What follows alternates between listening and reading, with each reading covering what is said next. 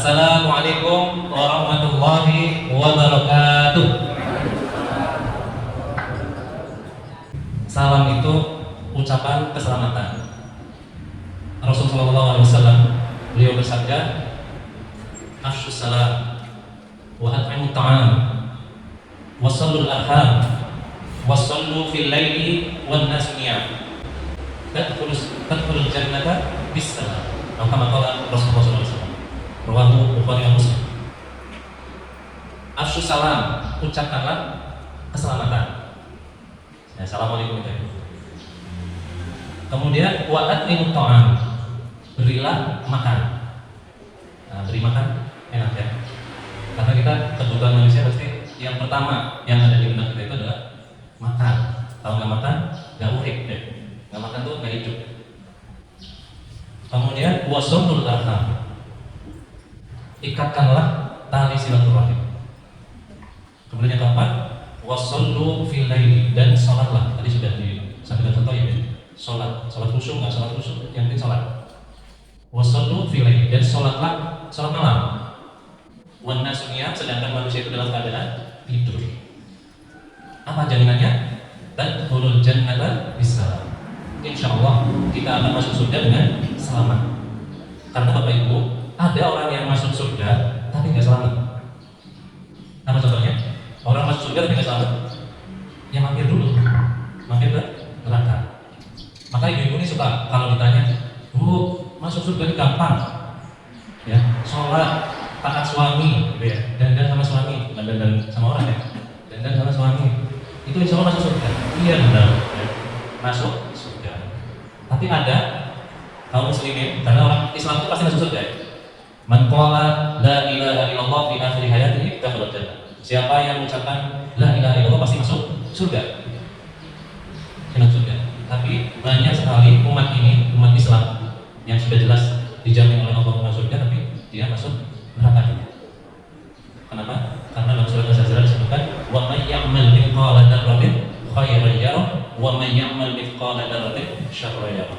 Siapa yang melakukan kebaikan satu biji sawi, itu akan dibalas dengan kebaikan, dan siapa yang melakukan keburukan sebaliknya sebesar biji sawi, itu juga akan dibalas. Nah, dalam hadis Aisyah radhiyallahu anha beliau pernah menyatakan dari Rasulullah SAW, "Man husiba udhiba." Barang siapa yang dihisab itu pasti akan diazab. Nah, barang siapa yang dihisab, dikumpulkan, dihitung amalnya, itu pasti diazab.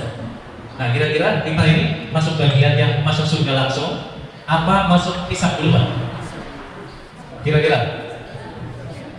Apa sudah ada yang punya jaminan di sini, punya kupon masuk surga langsung gitu, nggak dihisab? Iya kan? Pelajaran orang tua kita, ustadz, kiai zaman dulu selalu kita itu nanti akan melewati yaumul hisab, padang mahsyar, iya kan? Padang Sahara di Mesir, tapi padang mahsyar itu di mana? Di Palestina. Rasulullah SAW bersabda, di Palestina itu, Syam, negeri Syam itu adalah padang mahsyar. Nanti kita akan dikumpulkan ketika di akhirat nanti di padang mahsyar. Apa yang dilakukan? Dihisab, dihitung amalnya. Ya, ada raqib, ada atid, ada malaikat raqib, malaikat atid. Ya, yang suka ngasih makanan ini pagi ini, insya Allah dicatat sama malaikat raqib. Oh, Bu Rodia 100 gitu ya. Bu Safro nggak datang ini, ngaji nggak datang subuh, 0 nah gitu. Ada yang ke pasar ibu-ibu dandan, tapi niatnya apa? Dandannya bukan buat suami, dandannya karena mau ke pasar. Kira-kira nilainya apa? Itu semuanya ada nilainya. Nah itu maka akan dihisab. Man husiba udhiba. Siapa yang dihisab pasti diazab.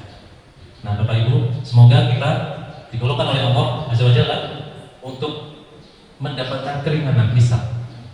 Ya.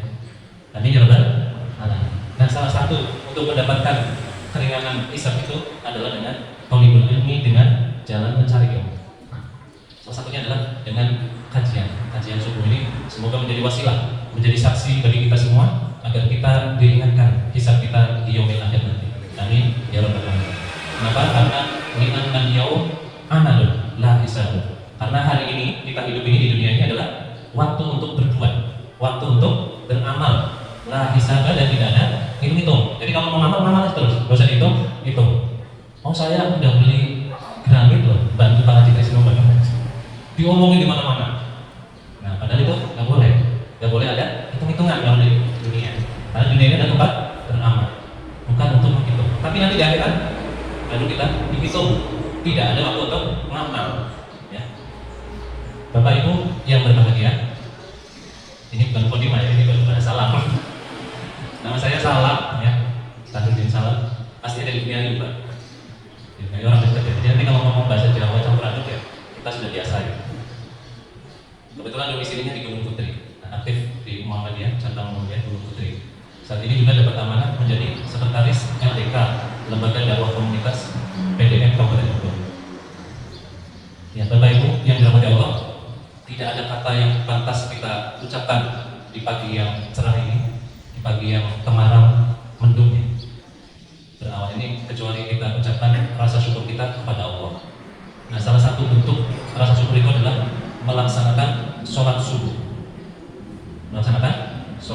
Jadi kalau kita hadir sholat subuh, ya walaupun sholat subuhnya di rumah ya bagi ibu karena itu afdolnya buat wanita, maka ketika kita hadir melakukan sholat subuh itu berarti bukti bahwa kita itu adalah orang-orang yang bersyukur. Nah sejarahnya kenapa harus ada sholat subuh?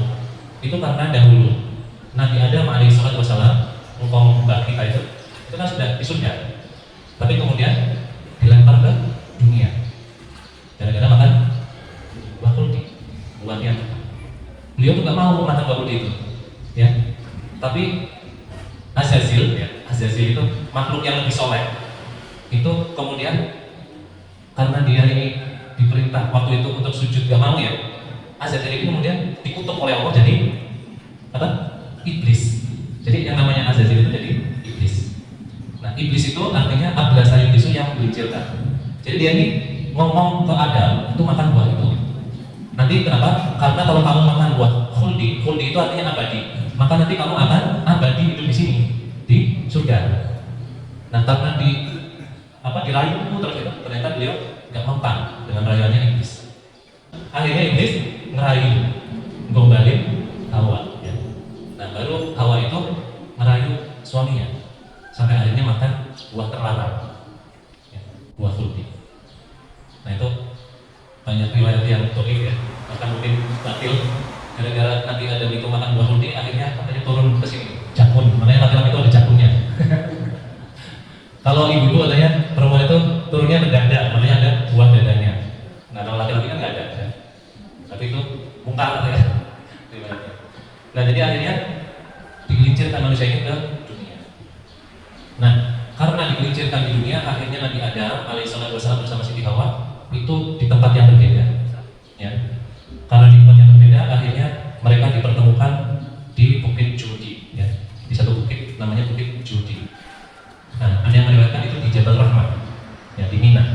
Makanya di bulan Dzulhijjah ini diperingati sebagai Dzulhijjah. Dzulhijjah itu yang punya hajat, yang punya kepentingan. Jadi Nabi Adam dan Siti Hawa dipertemukan di Jabal Rahmah.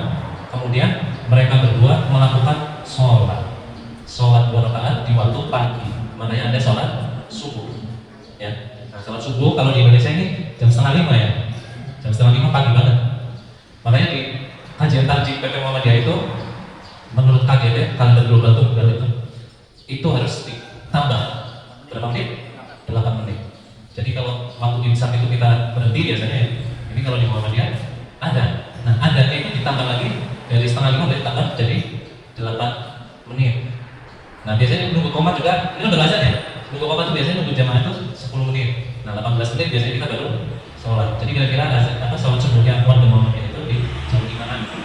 Nah kalau di masa Hanafi di Turki itu menjelang subuh, menjelang syuruk ya. Jadi kalau syuruk itu jam 6 kurang 10 menit, nah itu kira-kira 5:30 itu baru sholat subuh. Nah jadi sholat subuh itu dekat ke syuruk, jadi tidak terlalu pagi. Nah bapak ibu jamaah kajian subuh yang dirahmati Allah, tadi salam ya. Yang kedua itu barokah, ya. Barokah itu apa? Berkat, ya. Kalau kita tambahan kebaikan. Jadi kalau udah ngaji kan baik. Menurut Syekhul Islam Ibnu Taimiyah tadi, ziyadatul khair itu adalah al khair al khair. kalau kita sudah melakukan kebaikan, ditambah lagi dengan kebaikan yang lain. Nah, contoh, ya. Para sahabat Nabi itu punya kelebihan masing-masing. Jadi ada yang pengen masuk surga karena jihad, berperang di jalan Allah.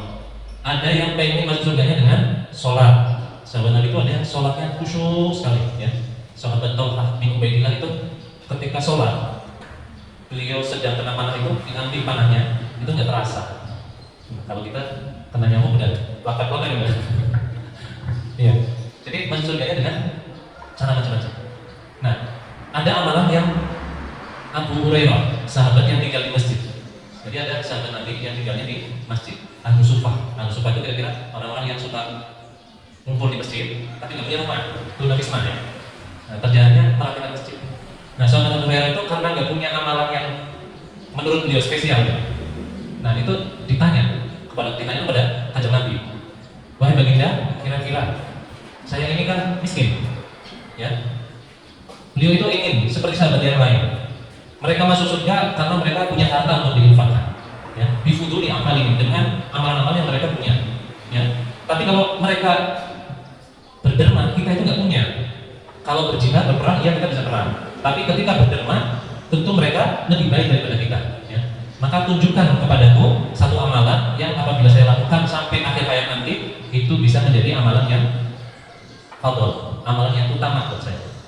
Nah, maka Rasulullah SAW mendiko ada 3 amalan yang kamu boleh amalkan ini, kemudian amalan itu bisa melebihi sahabat yang lain. Nah, Rasul itu bisik-bisik berarti, karena setiap satu sahabat, sahabat yang itu Rasulullah memiliki wejangan nasihat yang berbeda-beda. Dan diantaranya kepada sahabat Abu Hurairah. Yang pertama, jangan tinggalkan witir setiap kali sebelum tidur, karena bisa jadi kamu kecapean kerja, ternyata nggak bisa melakukan sholat malam. Nah, tadi ada sabda Nabi kan, wassalul lail, dan sholatlah malam, sunnah, dan manusia dalam keadaan tidur. Tadkhulul jannata di sana kamu bisa masuk surga gampang. Nah, dan hisab yang mudah itu diantaranya adalah menjalankan sholat malam.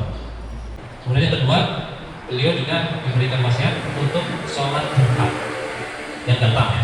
Sholat duha 2 rakaat atau 4 rakaat di waktu duha. Waktu duha itu waktunya sepenggalan, matahari sepenggalan itu sekitar matahari naik 1 tombak. Kalau kira-kira kambing, karena kambing itu kepanasan, ya, itu sudah masuk waktu duha. Nah, itu insya Allah bisa masuk surga dengan spesial, ya. Kemudian yang ketiga yaitu dengan saum ayamul bid, dengan puasa 3 hari di tengah bulan, di bulan-bulan Hijriah. Ya, Bapak Ibu, di bulan berkah, ya, berkah. Kemudian yang ketiga adalah rahmat. Ya, yang ketiga adalah rahmat. Rahmat itu disebutkan oleh Rasulullah SAW dalam hadis yang sangat panjang, riwayat Imam Bukhari. Dalam kitab Fathul Bari itu disebutkan rahmat Allah, innallaha yanzilur rahmat. Sesungguhnya Allah itu menurunkan rahmat. Rahmat Allah itu memiliki 100, lahu mi'atu rahmat. Allah itu menurunkan 100 rahmat. Kemudian anzalahu ila sama'i dunya rahmatan. Allah itu menurunkan 1 saja rahmat dari 100 rahmat itu ila sama'i dunya, ke langit dunia. Bihi yatarahamun nasu wal wahsyu wa tayr. Dengan 1 rahmat itu yatarahamun nas, manusia itu saling berkasih sayang. Jadi rahmat itu kasih sayang, ya. Imam Hasan Al-Basri pernah menyampaikan, ikhwanuna ahla min ahlina. Saudara-saudara kami seiman, seagama, sepersyarikatan ini lebih saya utamakan, lebih saya sukai daripada keluargaku, ya. Mungkin Bapak Ibu yang punya kasus tidak harmonis dengan istri misalnya, tidak harmonis dengan suami, nah, itu dia punya rahmat, tapi masih punya harapan yang lebih besar, yaitu ukhuwah imaniyah, persaudaraan dalam iman. Persaudaraan dalam iman, kita beramal baik bersama persyarikatan Muhammadiyah salah satunya. Itu lebih saya sukai daripada saya mencintai keluarga saya.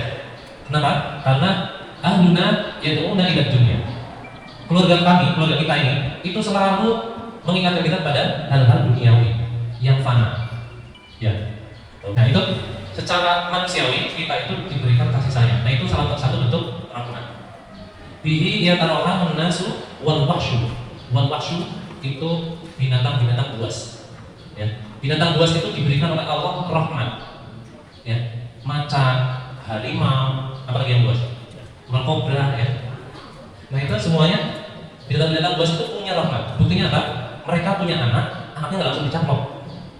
Ya, anaknya dikasih makan gitu ya, dilatih jalan.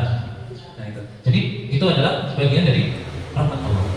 Wat-toir dan burung-burung. Ya, burung-burung itu dikasih gimana sih itu? Dikasih rahmat oleh Allah. Burung itu kesehariannya mungkin mirip manusia ya. Mereka itu yusbihu ju'an. Mereka itu burung itu kan punya susu kandang ya. Itu yusbihu ju'an. Kalau pagi-pagi itu burung itu cuit kemana-mana itu. Ya. Kemudian wayum si bitonan. Burung-burung itu kembali ke sarangnya, kemudian bitonan dalam keadaan kenyang. Nah, mereka itu kalau sudah kenyang juga selalu tidak melupakan di paruhnya makanan. Pergi bahkan belum masih lapar dia bawa makanan buat anak-anaknya. Ya. Nah, itu semua adalah bagian daripada rahmat Allah. Bapak ibuku yang kami muliakan, ini ada kisah di zaman dahulu ya. Di zamannya Bani Israel yang dikisahkan oleh Rasulullah ketika beliau Isra. Ada seorang Bani Israel ngengkel, ya, debat sama Allah tentang masuk surga. Dia bilang, Allah, saya ini masuk surga itu karena saya sudah beramal. Ya, saya masuk surga karena amalan ibu ini sampun kata. Saya ini sudah beramal sudah banyak. Nah, kemudian Allah ngecek sama malaikat Jibril. Coba cek itu siapa ya? Kok berani-beraninya ngomong saya masuk surganya karena saya paling banyak ngamalnya. Saya sudah amal ini, amal itu ya.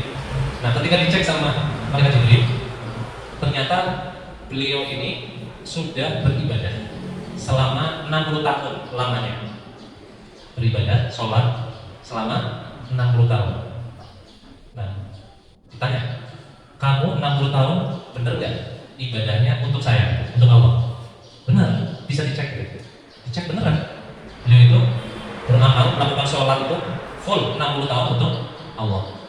Tapi ya, mau masuk surga, katanya tanpa amal itu. Nah, kemudian Allah bilang ke malaikat Jibril, coba ceritakan dia itu gimana. Walaupun Allah itu tahu ya, Allah nggak tahu.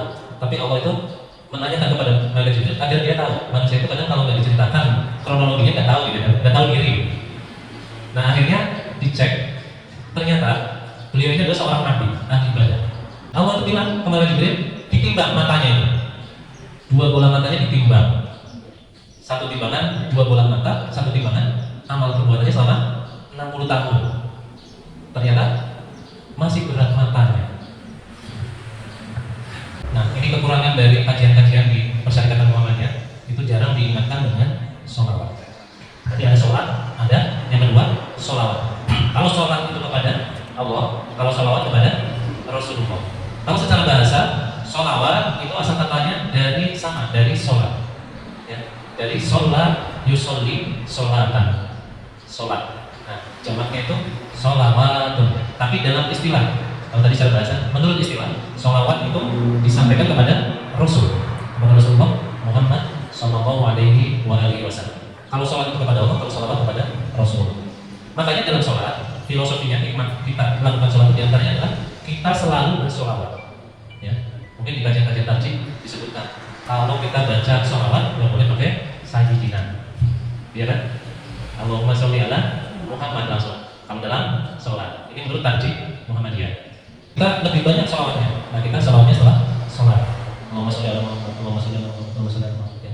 Tadi belum dipraktekkan dulu ya. Nanti boleh dipraktekkan waktu pulang, Bapak Ibu. Kalau lagi ada kesulitan, ada apa saja yang kita lalui dalam hidup ini, merasa berat, merasa susah, merasa gelisah, coba kita baca Fatihah. Kita berwasilah dengan bacaan Fatihah kita. Kita berwasilah dengan amal kebaikan dengan sholawat yang kita baca. Ya. Coba dengan Fatihah, dengan sholawat, maka insya Allah semua masalah akan diberikan kemudahan. Semua masalah akan ada solusi. Nah, demikian kajian kita pada pagi hari ini. Semoga bermanfaat kepada diri kami pribadi dan kepada jemaah sekalian. Mohon maaf apabila ada kesalahan, salah kata, salah ucap yang tidak dikenal kepada hati manakan dan sebaik. Kulo nyuwun